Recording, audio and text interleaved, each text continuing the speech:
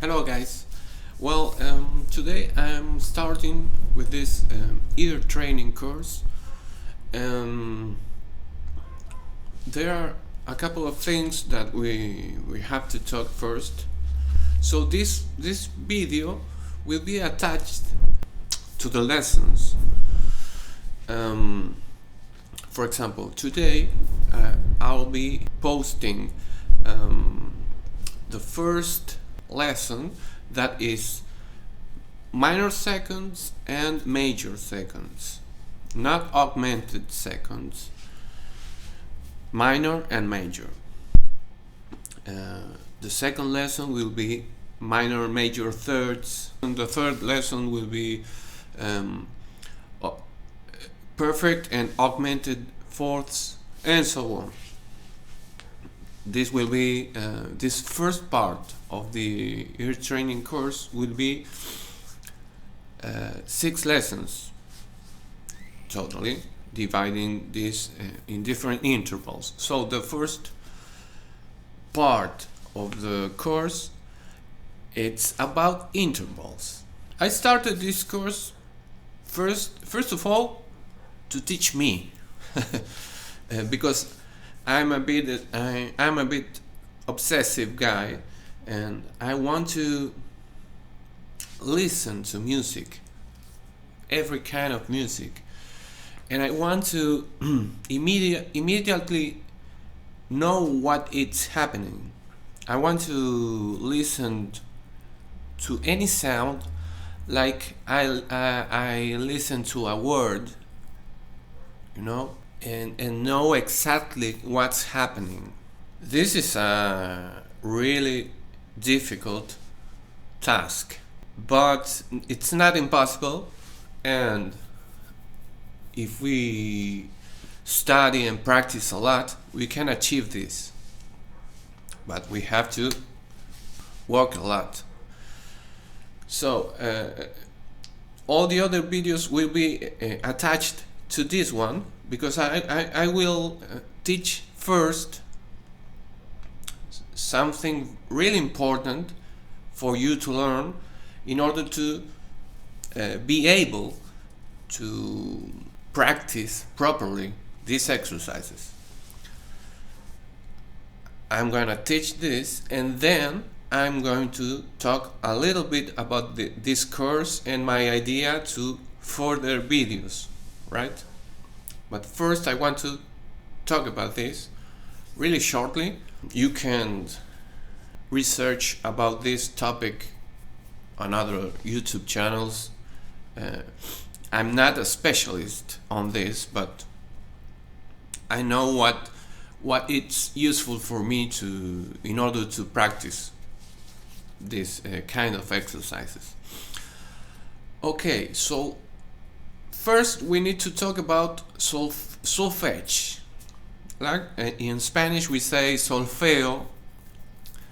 In Italian I think it's solfeggio, and in English and French is solfège. As you know, worldwide we use the American system when we write chords and notes, right?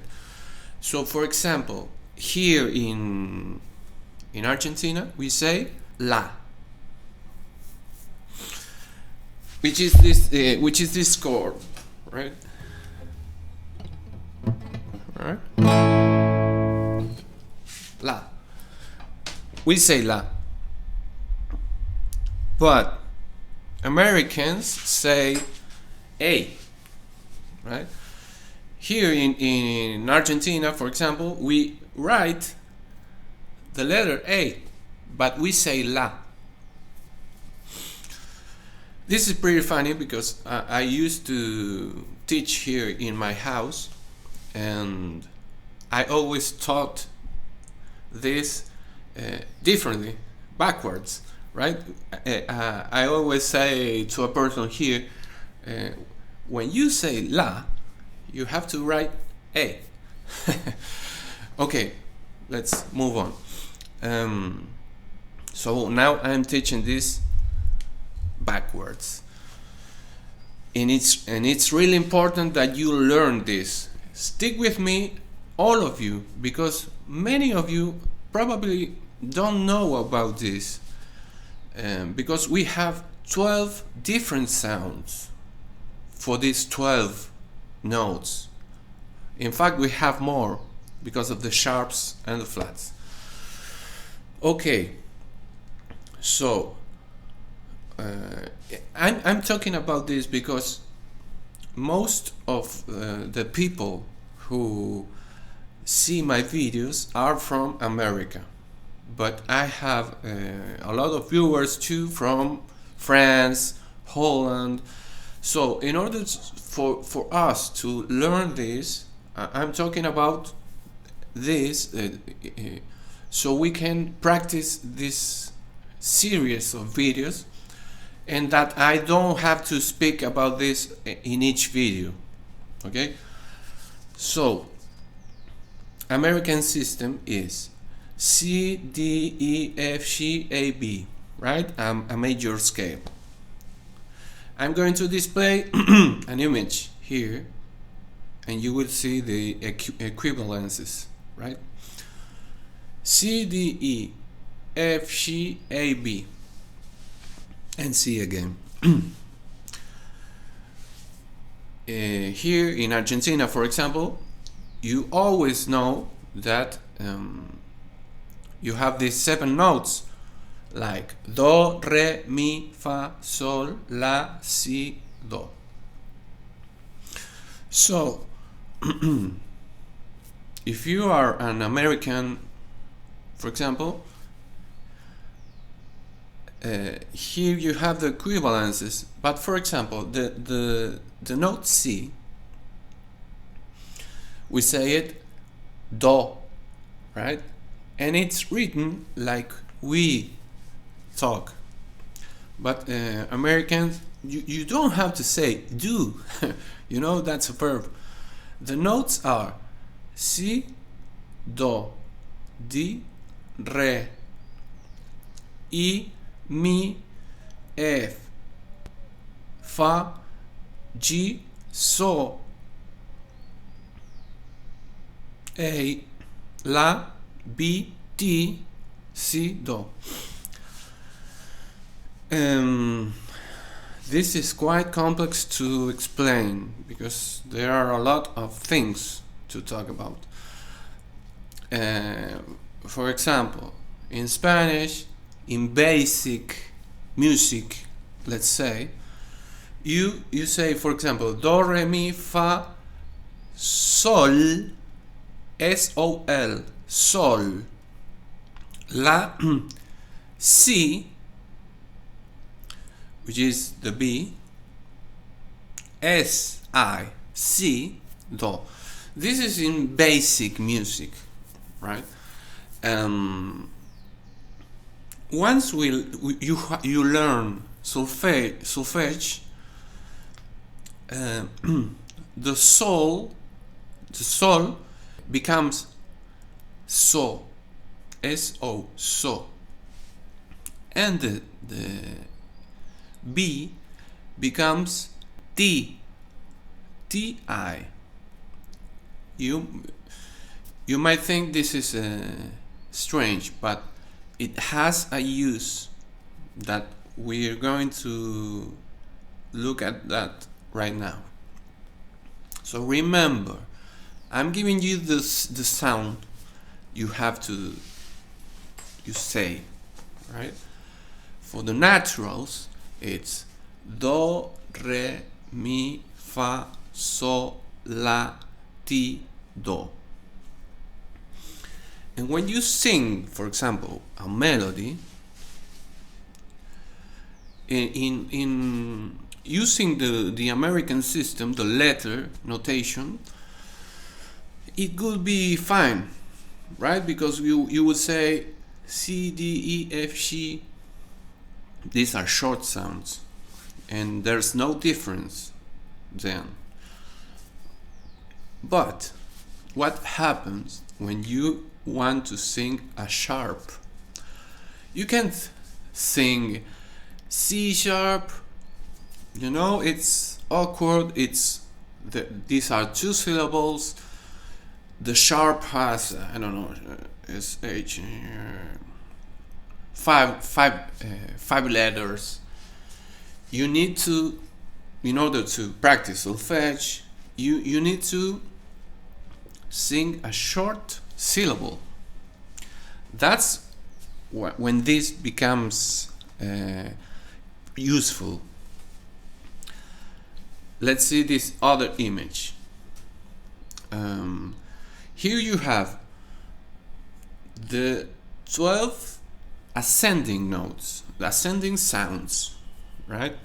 So you will have here 5 different sounds: the C sharp, the D sharp, F sharp, C sharp, and A sharp, right? You can't sing these 5 sounds like A sharp. It's too long. You need a syllable.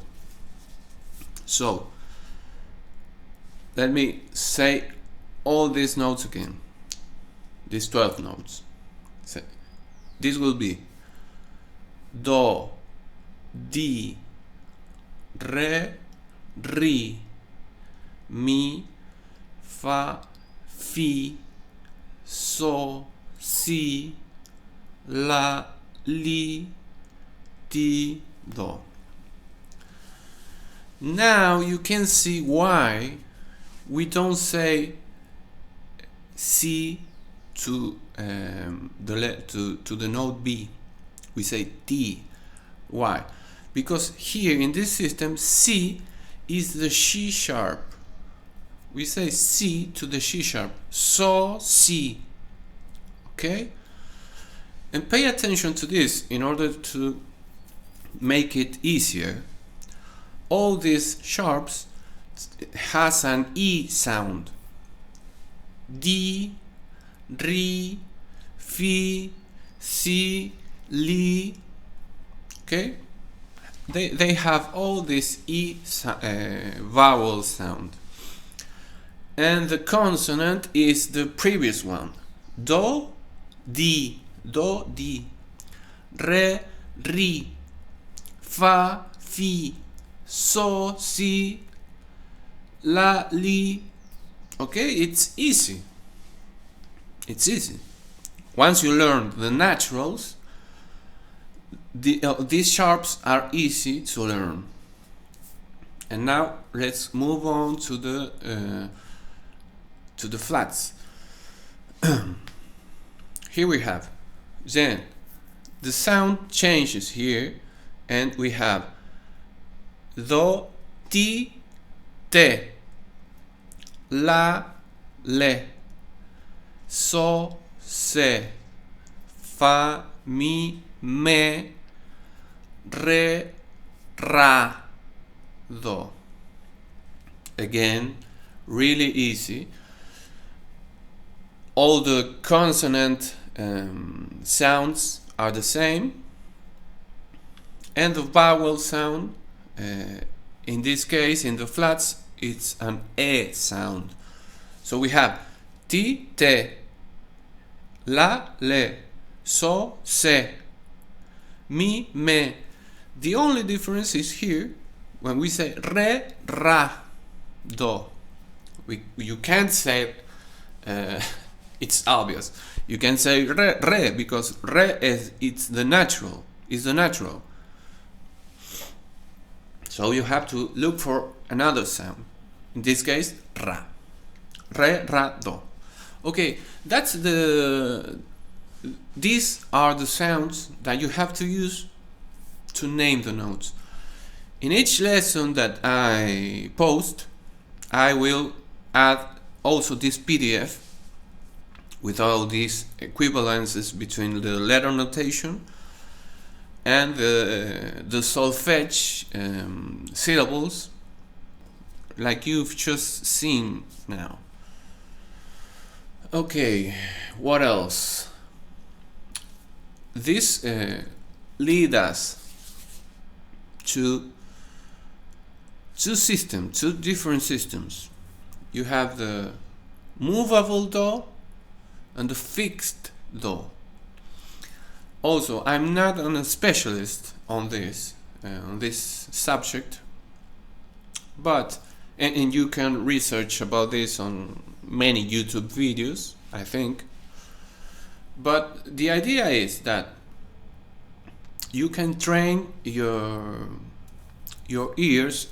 I'm talking about this because later on the lessons, this kind of concepts can be applied, or should be applied, or you can practice those exercises using different strategies.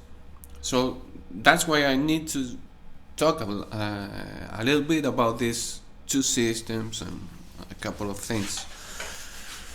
Okay, movable do. For those of you who don't know, you can, for example, sing a melody and always sing one note that is, for example, do, right? Do. In the key of C, do represents for us the tonic. Or for example, if I want to play just a little scale, right? You could sing no, do re mi fa sol fa mi re do, do re mi fa sol fa mi re do. Okay, that would be tonic, supertonic, median, I don't know, dominant, subdominant, okay? Subdominant and dominant. That's what represents those notes for us. And we are in movable do, but in C it doesn't have anything strange. But you could say, for example, if you are in the key of D and you play these exact same notes, you could say also do, do, re, mi, fa, sol, fa, mi, re, do. Okay? And so on in A flat. You hear something, but you say the do, re, mi, fa, sol, fa, mi, re, do. Okay, because that's movable do. When you call a note, one name that represents that degree on the scale, not the name. Okay, in movable do, you say do just to the tonic. Instead, in fixed do, you call the name. It's the name. So the following this example would be do, re, mi, fa, sol, fa, mi, re, do. Okay, but in D you would say re, mi, fi, because it's an F sharp, fi, sol, la, sol, fi, mi, re. Okay, these are two different systems. Both are useful and both train us to different things. For example, one of my ideas in the future for this ear training course is learning. We're going to learn a lot, but one of my ideas is, for example, that you learn a dominant arpeggio, right?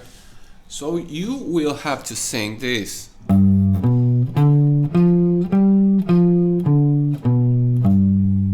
Okay? When we analyze this, you could sing it in two different ways. For example, this is a G7 arpeggio.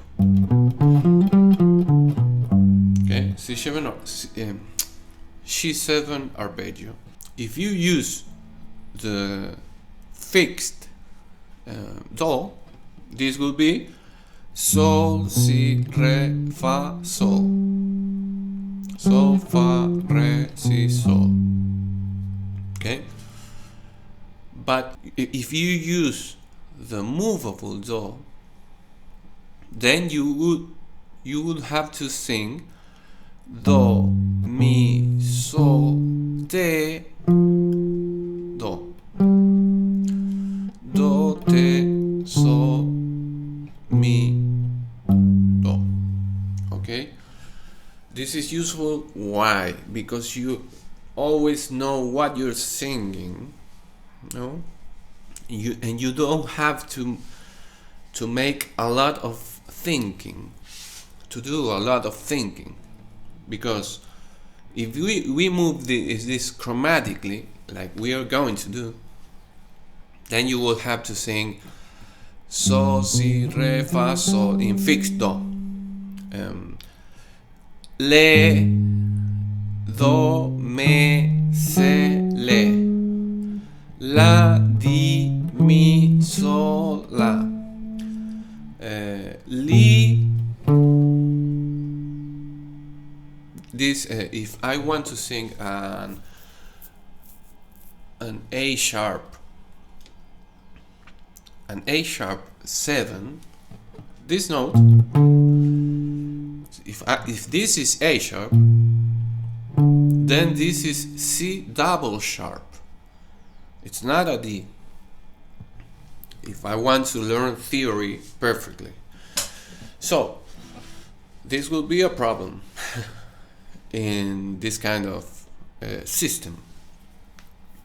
When in the future, when I write in arpeggios, I will adapt this. For example, in this case, I will put a B flat, not an A sharp. This will be, then we will have te, re, fa, le, te. So you see that you will be thinking a lot of note names instead of focusing your attention to the sounds. That's why the movable do, it's more useful for us to learn ear training, because we would say, for example, do, mi, sol, te, do. And when you move do, mi, sol, te, do, do, mi, sol, te, do, do, mi, sol, te, do, you know, and then you will be training your ear and thinking less, not thinking about note names, just relationships. I hope you understand this. Okay, these are the two systems. Now I want to talk a little bit about the chords. We have, when we sing, we have range, no? Our vocal range. In my case, the lowest note I can sing is a G here, right? And the highest note, I don't know what, probably this or this, right? But I made that this chorus goes up to this note, which is already difficult for me to sing because I'm not a singer. But this is the highest note I can sing with training and stuff.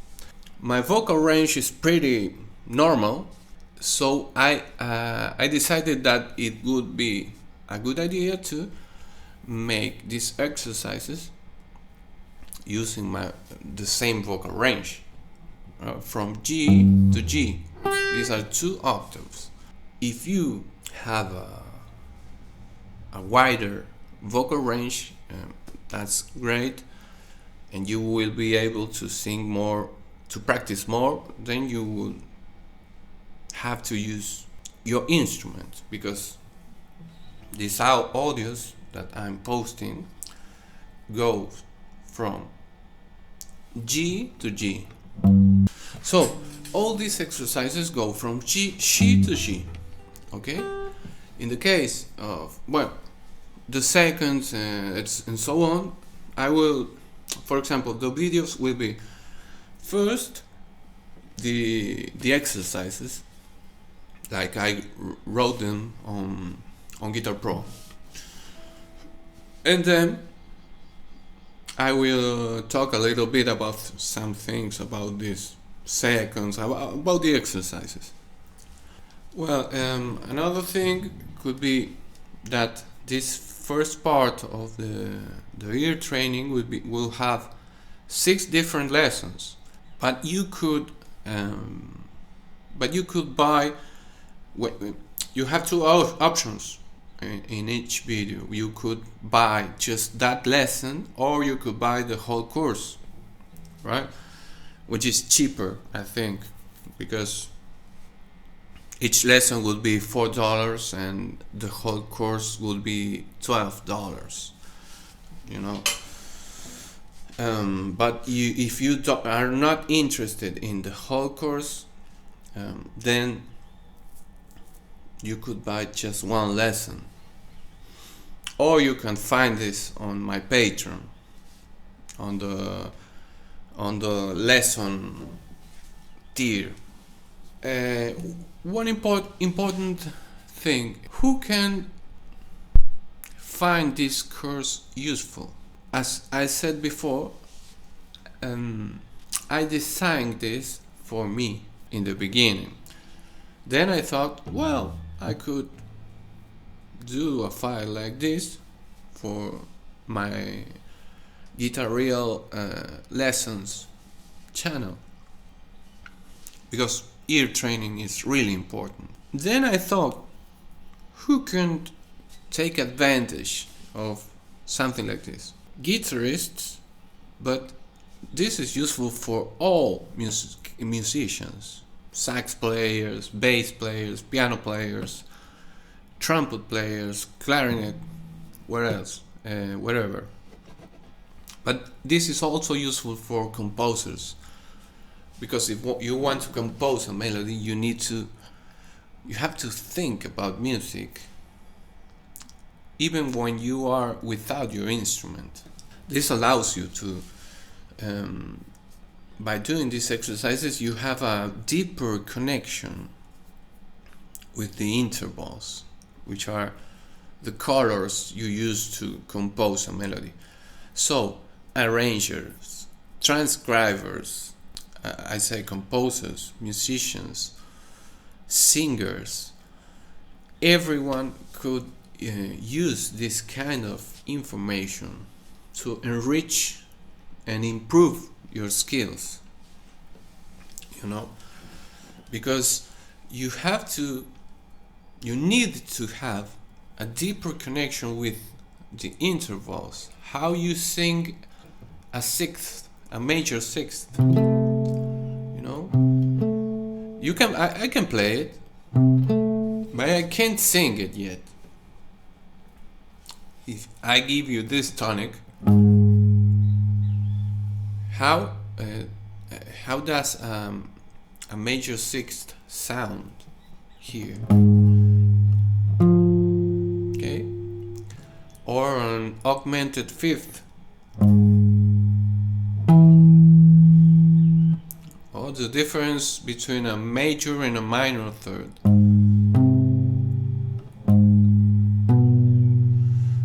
All this kind of information is useful if you are a composer, an improviser, an arranger, a transcriber, and so on. So everyone can use or can find useful this course. And this is the first part, because these are intervals. We have to go from less to a lot. So we need to start with the basics, which is the intervals. But then on a subsequent part of this ear training, we could, for example, sing triads in many different ways. Triads. Then we can sing majors, major sevens, major six, minor sevens, arpeggios, all chromatically. Well, and so on until we can. For example, another idea I had today was, for example, after the triads, we could sing a two-voice exercise. For example, one voice would be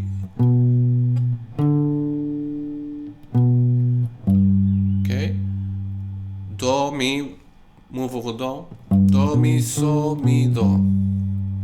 But when one voice is playing do, the other one is playing mi. And when the first one goes to mi, the second one goes to do. By doing this, I thought it would be useful to have a deeper connection with the notes, and you are not singing the note that sounds. You will be singing a second voice.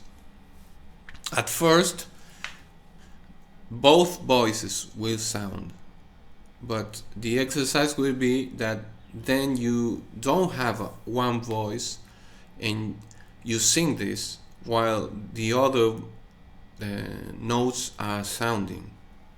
This is a bit more difficult, but doing this with triads at first.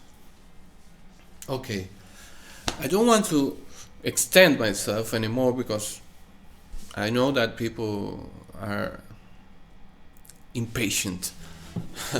Like I do, I am impatient too. But I hope you understand this letter notation and solfege system, and that you have a little idea about the course I'm starting today and how it will grow with the time. My idea is to post each Saturday a new lesson. We have 6 videos that are already finished, and after those 6 videos, that's 1 month and a half, I will start with another kind of exercises. Could be triads. We also have to learn scales, how to sing scales, and so on. Okay, so that's why I think each lesson is important, because if you can sing a minor second, then you can sing a very important part of the major scale between the mi, fa, and the ti, do. You have a minor second. Why do I need to sing a major second? Well, because you can sing many parts in the major scale. Also, if you want to sing, for example, C minor harmonic, you can use this same system: do, re, mi, fa, sol, se, sol, le, ti, do. No, ti, le, do, ti, le, sol.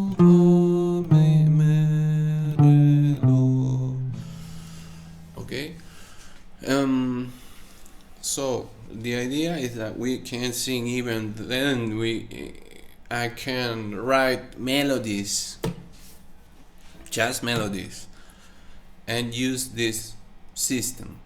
So we need to adapt this to a range and to the movable DAW.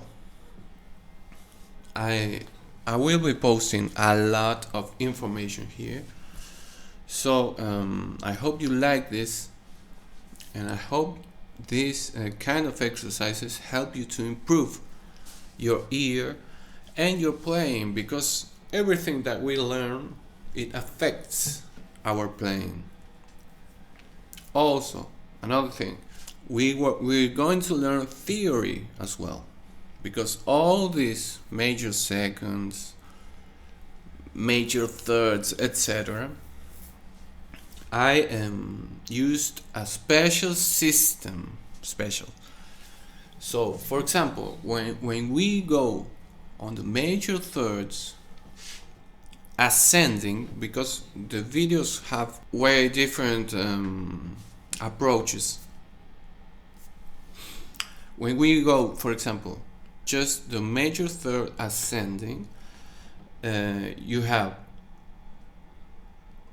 I'm going to say this on letter notation: G, B, G sharp, because if we are ascending, the lowest note, I will call the lowest note a sharp, okay? I won't say A flat. If this is C sharp, then this is B sharp, okay? A and C sharp. If this is A sharp, this is C double sharp, because it has to be a kind of third. Many of these places have this concept, but sometimes I have to simplify this. For example, on the minor thirds, one of the approaches, one of the exercises I planned, it's to sing a diminished arpeggio, because these are all minor thirds, so you have to sing that, okay? In this exercise you will find some theory problems, okay, between the minor thirds and so on. So then I simplified these difficult notes, but I will talk about this when we see the minor and major thirds, for example. Now I'm telling you this. So if you want to learn theory, this is the right place to do it. You will have all the major thirds written properly, not simplified. So you won't find, for example, A sharp, D. No. If I write A sharp, then the proper third, major third, is C double sharp, which doesn't fit on the movable DAW system. Okay, I'm not talking anymore. 43 minutes and I have to edit this, so I hope you like this course.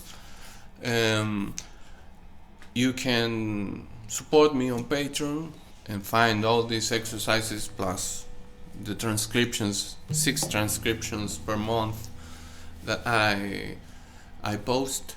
So let me know your thoughts. It's always interesting. I hope you like this, and if I see that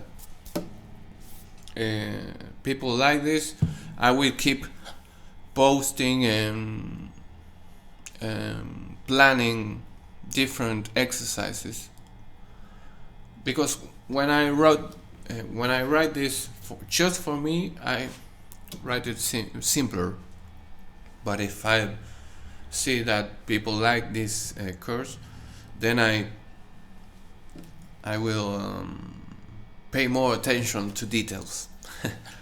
Okay guys, major seconds start today. Practice every day. Another thing I could say is that you can practice all this stuff, I don't know, when you drive your car, etc. Myself, I practice this when I stopped smoking a long time ago, and I was 1 year and a half without smoking. But then I started again back in March, and I don't buy my cigarettes, I roll them, right?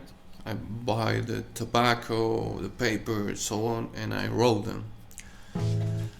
So that's a moment where I practice this. I put the headphones and I play the full list of audios I have, starting from the minor seconds, and then I roll the cigarettes and I sing all the time, and trying to hit the notes perfectly. And I sing when, for example, when I have the minor thirds descending, I sing me, do, me, do, me, do, me, do, and so on, installing that sound in my head. And then in the future, when you sing that me, do, or when you hear that, when you are transcribing, etc., you will hear me, do. You will hear two sounds, but in your head it will sound me, do. That's the idea. Okay, I don't want to extend anymore. Thank you for watching this.